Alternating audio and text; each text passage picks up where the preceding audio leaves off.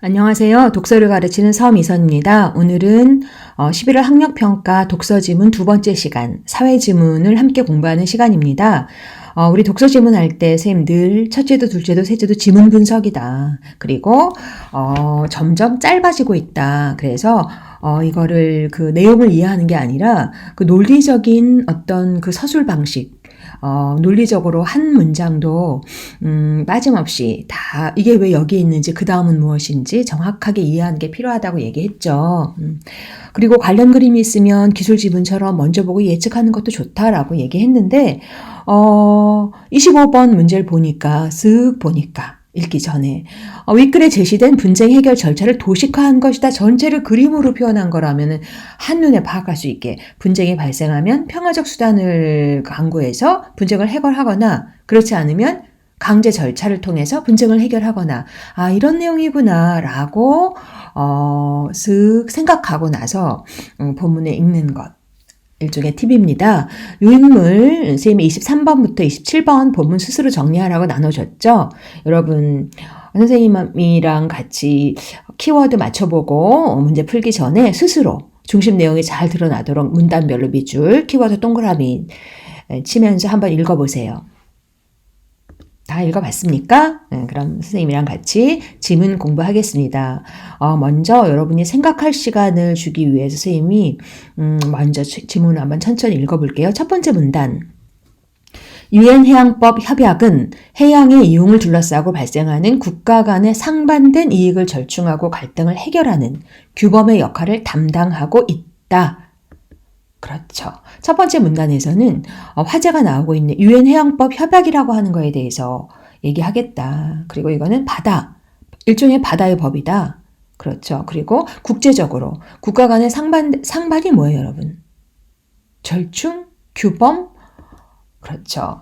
선생님, 요 짤막한 한 문장이지만 사실 유엔 해양법 협약 각각의 의미가 있죠. 협약이라고 하는 거는 협상에서 조약을 맺는 거죠. 국제 간에. 상반된 서로 반대되는 서로 어긋나는 그러니까 서로 어긋난 의견을 절충 알맞게 조절해서 어울리게 하는 거죠. 그리고 규범이다. 인간이 행동하거나 판단할 때 마땅히 따르고 지켜야 할 가치 판단의 기준이다. 기본적으로 도덕, 규범, 법 이런 게 있겠죠. 그런 어떤 규범의 역할을 담당하고 있다.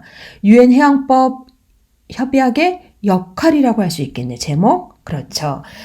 이 첫 번째 문단에서는 화제. 얘들아 이제 유엔 해양법 협약에 대해서 알아볼 거야. 그렇죠. 그러면서 해양의 바다의 문제야. 이익과 갈등이 있을 때 절충하고 해결하는 규범이야. 이제 화제를 제시하고 있는 첫 번째 문단입니다. 두 번째 문단. 유엔 해양법 협약에 따르면 해양을 둘러싸고 해당 협약에 대한 해석이나 적용에 관해 국가 간 분쟁이 발생하였을 때 분쟁 당사국들은 우선 의무적으로 분쟁 해결에 관하여 신속히 의견을 교환해야 하고 교섭이나 조정 절차 등 국가 간 합의에 의한 평화적 수단을 통해 분쟁 해결을 위해 노력해야 한다. 이거 어디서 많이 본 거다. 앞에서. 도식화한 거, 그쵸? 이러한 평화적 분쟁 해결 수단을 거쳐야 할 의무를 당사국에 부과하는 이유는 국제법의 특성상 분쟁 해결의 원리가 기본적으로 각 국가의 동의를 바탕으로 적용되기 때문이다. 각 국가가 평화적으로 해결할 의무를 갖고 있죠. 그런데 만약 이러한 방법으로도 분쟁이 해결되지 못할 경우에는 구속력 있는 결정을 수반하는 절차에 들어가게 되는데 이를 강제 절차라고 한다. 이거 분쟁의 그쵸? 해결 절차가 한꺼번에 두 번째 문단에 샥 다 나왔네. 그래서 선생님이 다시 한번 쓱 25번 이거 강제 절차까지 얘기하고 있구나. 지금 이 문단에서는 그렇죠. 선생님 이걸 읽으면서 화살표를 위에서 아래로 쭉 그어놨어. 절차구나. 그렇죠. 유엔 해양법 협약에 따르면 첫 번째 국가 간 분쟁이 발생했을 때 그렇죠. 두 번째 평화적으로 해결하려고 노력하라고 했죠. 의견 교환, 교섭, 조정 절차. 아무튼 평화적 수단을 통해 분쟁 해결을 위해 노력해야 하고 이러한 그렇죠. 이런데 이거는 국제법으로 기본적으로 국가의 동의를 바탕으로 당사국들이 해결해야 된다. 근데 만약에 그러지 못할 경우에 어떻게 한다? 강제 절차에 들어간다. 제목을 뭘로 정할까요? 전체를 관통하는 제목, 분쟁 해결 절차 이러면 되겠죠. 키워드는 뭐야? 분쟁의 그 과정이겠지. 절차. 분쟁이 발생했을 때 평화적 수단, 의견 교환, 교섭, 조정 절차 안 되면 강제 절차. 그렇죠. 분쟁 해결 절차에 따른다. 그런데 이제 강제 절차에 할 수밖에 없다 했으니까 그거에 대해 자세히 나오겠죠. 이 문단의 키워드가 뭔지 생각하면서 차분하게 한번 읽어봅시다. 강제 절차란 분쟁 당사국들이 국제적인 분쟁 해결 기구를 통해 분쟁을 해결하는 절차다. 이때 당사국들은 자국의 이익이나 분쟁 내용 등을 고려해서 분쟁 해결 기구를 선택할 수 있는데 선택 가능한 기구에는 두 가지, 중재재판소, 국제해양법재판소 등 유엔 해양법 협약에 의해 설립한 분쟁 해결 기구들이 있다. 이 중에 첫 번째, 중재재판소는 필요할 때마다 분쟁 당사국 간의 합의를 통해 구성되는 것. 국제해양법재판소는 늘 설치되어 있는 것. 상설기구. 그래서 이미 재판관 임명이나 재판소 조직 등이 사전에 결정되어 있는 거. 근데 만약에 분쟁 당사국들이 분쟁 해결 기구를 선택하지 않았거나 동일한 선택을 하지 않았을 경우에는 별도의 합의하지 않은 경우에는 가장 기본적으로 어디로 간다? 중재재판소에 회부된다. 중재재판소에 회부된다. 그때 설립한. 그렇죠. 제일 중요한 단어 당연히 강제 절차겠죠. 강제 절차란. 그렇죠. 선생님이 앞에 한번 읽어봤으니까 그렇죠. 맨 마지막 중재재판소에 별도 합의를 하지 회부된다. 회부가 뭐야 여러분? 물건이나 사건 따위를 어떤 대상이나 과정으로 돌려보내거나 넘기는 거. 재판에 넘겨진다? 뭐 이 정도 하면 되겠죠. 제목을 정하려고 해. 강제 절차. 강제 절차는 어디에서? 분쟁 해결 기구에서. 이거겠네. 그리고 크게 두 가지가 있었죠. 중재재판소는 필요할 때 합의로 구성한다. 국제해양법 재판소는 상설기구다. 그런데 서로 어긋나거나 서로 의견이 다를 때는 무조건 중재재판소에 회부된다. 이게 1차 기구 같은 게 중재재판소죠. 이해가 됐어? 그 다음 본안소송을 담당하는 재판소가 지금 강제 절차에서 중재재판소까지 왔어. 본안소송을 담당하는 재판소가 분쟁에 대한 최종 판결을 내리기 위해서는 이게 적절한가? 먼저 본안소송 관할건의 존재 여부를 판단하여 확정하는 심리 절차를 거쳐야 한다. 여기서 심리라고 하는 거는 마음의 심리 그런 거 아니죠. 여기서 근데 관할건이 뭐야? 여기 우리 관할이야, 우리 나와바리야, 일본말로. 관할건의 존재 여부를 판단하래요. 여기서 관할건이란 회부된 사건을 재판소가 다룰 수 있는 권한. 당연히 관할건이 있어야 되겠네. 이후 본안소송의 관할건이 확정된 사안에 대해 해당 재판소는 재판 과정을 거쳐 분쟁에 대한 최종 판결을 내리게 된다. 중요한 건 뭐야? 본안소송에서 관할건이 있느냐 없느냐 이 얘기겠네. 제일 중요한 거는 관할건의 존재 여부. 그렇죠. 그래서 근데 본안소송, 본안은 본래 안, 근본이 되는 안건, 중심 안건. 그렇죠. 재판소가 하기 위해서는 관할건. 여기 국립국어대사전에서는 특정한 사건에 대해 법원이 처리할 수 있는 권한 어디 관할이야? 그런데 여기서는 회부된 사건을 재판소가 다룰 수 있는 권한 똑같은 말이네. 그리고 그거를 위해서 심리한다. 심리는 여기서 별표 나와 있는 낱말뜻은 아주 중요한 거죠. 미리 주는 거니까. 사실관계, 법률관계를 명확히 하기 위해 증거나 방법 따위를 심사하는 거, 재판하는 거랑 거의 비슷한 거네. 다시 정리하면 그렇죠. 여기서 제일 중요한 건 뭐라고? 지금 강제 절차로 왔는데 그중에 중재재판소에서 따져봐야 될 건 뭐냐? 관할건의 존재 여부겠죠. 관할건이 확정되어야 심리할 수 있고 최종 판결을 할 수 있다. 전제가 뭐다? 관할건이 확정된 사안에 대해 밑에서 두 번째 줄 최종 판결 내릴 수 있다 이랬죠. 그런데 재판의 최종 판결이 내려지기까지 일정 시간이 소요되기 때문에 시간이 너무 걸려.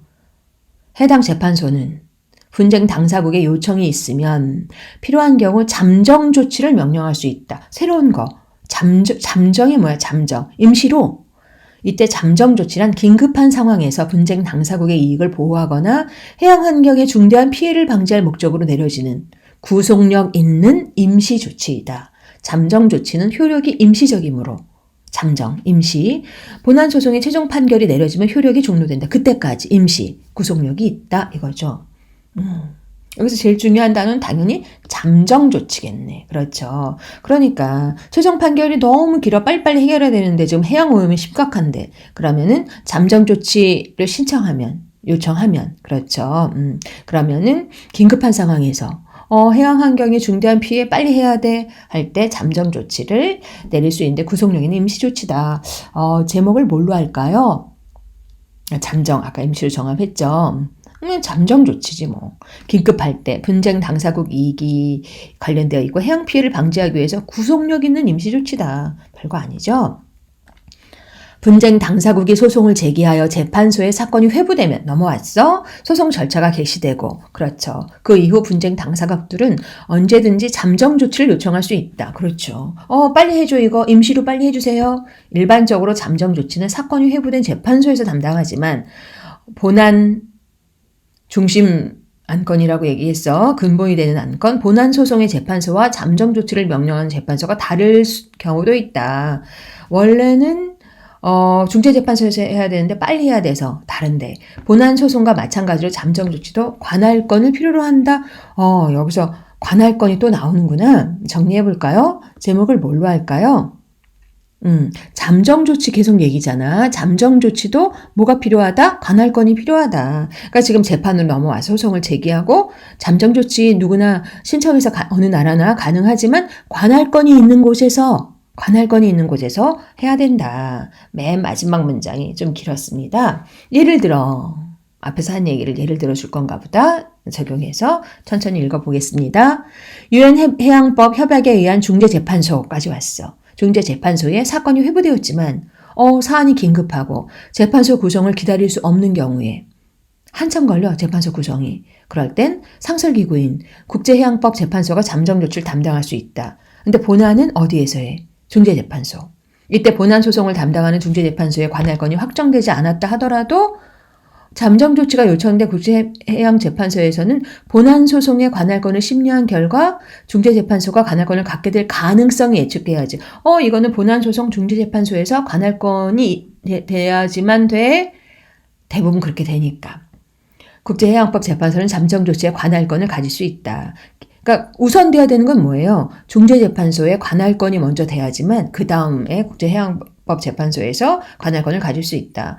기본적으로 잠정 조치에 대한 관할건은 본안 소송을 담당하는 재판소가 관할건을 갖게 될 가능성이 크기 때문에 그렇기 때문에 두 번째 해양법 재판소에 왔어도 중재재판소에서 관할건 갖게 되겠지를 예측해야지만 된다. 결국 그쵸. 사건이 회부된 중재재판소의 본안 소송의 관할건 존재 가능성이 예측되고 분쟁 해결이 긴급해서 잠정 조치의 필요성이 인정되면 이익을 보호하거나 피해를 방지하기 위해서 2차 그쵸? 본안 소송을 담당하는 중재재판소가 아니더라도 국제해양법 재판소가 잠정 조치 재판을 통해 잠정 조치를 명령할 수 있다. 단 전제가 있었죠. 중재재판소의 본안 소송 관할건 존재 가능성이 예측돼야 된다. 피해가 막심해야 된다. 그렇죠. 선생님은 그렇죠. 그러니까 그 앞부분에 중간쯤에 중재재판소가 관할건을 갖게 될 가능성이 예측돼야지만 잠정 조치를 하는 국제해양법 재판소에서 관할건을 가질 수 있다. 이게 먼저 전제다. 맨 마지막에 읽었죠? 다시 한번 얘기해주고 있네. 똑같은 얘기 여러 번 하지만 다시 한번 읽어볼까요? 사건이 회부된 중재재판소의 본안 소송 관할건 존재 가능성이 예측되고 시급하다. 이익을 보호해야 된다. 피해 방지해야 된다라고 할 때는 국제해양법 재판소에서 잠정조치 재판을 통해 잠정조치 명령할 수 있다. 제목을 뭘로 다룰까? 잠정조치 재판의 전제, 관할건이 예측돼야 되고 긴급해야 된다. 그럴 때는 중재재판소에서 예측이 된다면 관할건이 있다고 국제해양법 재판소에서 잠정조치를 명령할 수 있다. 이 긴 것 같지만 한 얘기 또 하고 그러네요. 우리가 한 장으로 정리해 볼까? 이거는 분쟁 해결의 절차였어. 그런데 전제가 있고 요건 같은 게 있었지. 확인하면서 읽는 거였죠. 그렇죠. 선생님이 이렇게 정리할 수 있죠. 이거 앞에서 나온 거지. 이미 다 보여준 거지. 도식화했다. 거기죠. 유엔 해양법 협약의 분쟁 해결 절차겠지. 유엔 국제적인 문제야. 해양 바다에 관한 거야. 법, 협약, 협상해서 약속하는 거지. 그렇지. 그러니까 해결하고 조정하는 거야. 먼저 분쟁이 발생하면 일단 먼저 평화적 수단으로 의견 교환하거나 각 나라에서 교섭하거나 조정 절차를 거쳐서 분쟁 해결하면 오케이, 좋은 거지. 왜? 국제법에서는 각 국가의 동의 당사국의 의무를 다해 평화적으로 그래야 되는데 그렇게 안 될 때 빨간색 강제 절차를 명할 수 있는데 그럴 때 크게 두 가지 기구가 있다고 했죠. 중재재판소, 국제해양법 재판소. 그런데 여기서 전제 조건은 관할건이 맞아야 된다고 했어요. 그래서 재판소로 넘어왔을 때 심리 절차를 거치는데 관할건이 있느냐 여부를 살펴볼 거고 특히나 그렇죠. 시급한 사건, 이 피해가 막대한 사건에는 임시로 잠정 조치를 명할 수 있는데 이때도 본안 소송을 담당하고 있는 중재재판소에 관할권이 있는지 여부가 예측돼야 되고 시급해야 된다. 한 얘기 또 하고 두 번 하고 있습니다. 지금 이해가 되죠? 자, 문제 풀어봅시다. 23번. 윗글에서 알 수 있는 내용, 사실 여부 일치하는 문제죠? 적절하지 않은 거 쉬운 문제야. 나머지는 다 적절한 거 하나 틀린 거. 답은 1번이죠. 잠정조치 재판에서 내려진 결정은 구속력이 있는 임시조치라고 본문에 눈 부릅뜨고 나와 있는데 답은 1번. 나머지 2, 3, 4, 5 확인해 볼까요? 분쟁 당사국들은 자국의 이익을 고려하여 분쟁 해결 기구를 선택할 수 있다. 당연하죠. 그렇죠. 둘 중에 하나. 유엔 해양법 협약에 따른 분쟁 해결 원리는 각 국가의 동의, 당사국의 의무 이랬죠. 국제해양법 재판소는 국제적인 분쟁 해결 기구다. 이건 상설기구라고 얘기했죠. 설립된. 맞아. 5번. 유엔 해양법 협약은 분쟁 당사국들에게 분쟁 해결에 대한 신속한 의견 교환 의무를 부과하고 있다. 먼저 평화적으로 해결할 평화적 수단으로 의견 교환, 교섭, 조정 여러 가지. 24번 문제입니다. 이거 3점짜리 보기가 있는 문제인데 보기 읽어보니까 대단한 적용이 아니야. 유엔 해양법 협약에 따른 모의재판 수업이라는데 보기 한번 읽어볼까요? 끊어가면서 유엔 해양법 협약에 가입된 A국, B국이 해양, 바다에서 분쟁이 발생했어. 1단계. A국은 B국의 공장 건설로 B국의 공장 건설했는데 인근 바다에 A국까지 해양 오염물질이 유출돼서 피해를 입었어. 그래서 먼저 교섭을 시도했어. 평화적으로. 그런데 B국이 응하지 않았어. 그러니까 A국이 소송을 걸겠지. 그래서 어디를 선택했어요? 국제해양법 재판소를 선택했는데 B국은 중재재판소를 통한 재판을 원하였어. 합의가 이루어지지 못했을 때는 중재재판소로 간다고 얘기했죠. 이후 절차에 따라 두 나라가 제기한 소송은 재판에 회부되었다. 셈이 중재재판소라고 썼어요. 그렇죠. 합의가 이루어지지 않았을 때는 중재재판소에 간다. A국은 판결이 내려지기까지 시급한데 지금 해양 오염 막 되고 있는데 오랜 시일에 걸릴 거 잠정 조치를 요청할 수 있죠. 그래서 재판소는 잠정 조치를 명령했죠. 요 보기를 가지고 문제. 뭐야? 적절하지 않은 것은이구나. 그렇죠. 1번부터 봅시다. A국이 잠정 조치를 요청할 수 있었던 것은 B국과의 사건이 재판에 회부되었기 때문이다. 재판에 회부된 건 두 나라 중 누구라도 잠정 조치 요청할 수 있다. 나와 있죠. 그렇죠. 답은 2번. A국이 요청한 결과 잠정조치 명령이 내려졌으므로 B국과의 본안소송 재판은 종결되겠군. 아니지, 이건 잠정조치 임시지. 잠정조치 명령에 따라서 진행되는 거고 최종 판결이 이루어져야 되겠지. 종결되는 게 아니라 잠정조치니까 답은 2번. 종결되겠군. 이게 틀렸어. 3번. A국이 B국에게 교섭을 시도한 것은 교섭, 평화적 해결 수단. 그렇죠. 4번. 동일한 문제 해결 기구를 선택하지 않았을 경우는 어디로 간다고? 중재재판소. 선생님이 써놨죠. 보기 읽다가 급해서. 5번. A국이 재판에 사건이 회부된 후 바로 잠정 조치를 요청한 것은 너무 시급해. 해양오염 막 늘어나. 그렇죠. 급할 때 할 수 있다. 답은 2번입니다. 그 다음 25번. 우리가 자꾸만 이 도움을 많이 받았는데 이를 이해한 걸 적절하지 않은 건 전체를 보는 문제. 별로 어렵지 않았습니다. A는 국가 간 다툼이 있다. 분쟁 발생한다. 그렇죠. 2번. D는 분쟁 해결 강제 절차. 모든 분쟁 해결 기구는 분쟁이 발생하기 전에 재판소가 구성되어 있다. 아니지. 답은 2번이죠. 분쟁 해결이 있을 때 필요할 때마다 그게 뭐였어? 그렇죠. 국제 중재재판소지. 중재재판소. 그렇죠. 상설기구 아니고 3번. B를 통해 평화적 수단 C로 가는 과정은 합의에 따라 진행된 것이다. 오케이. 4번.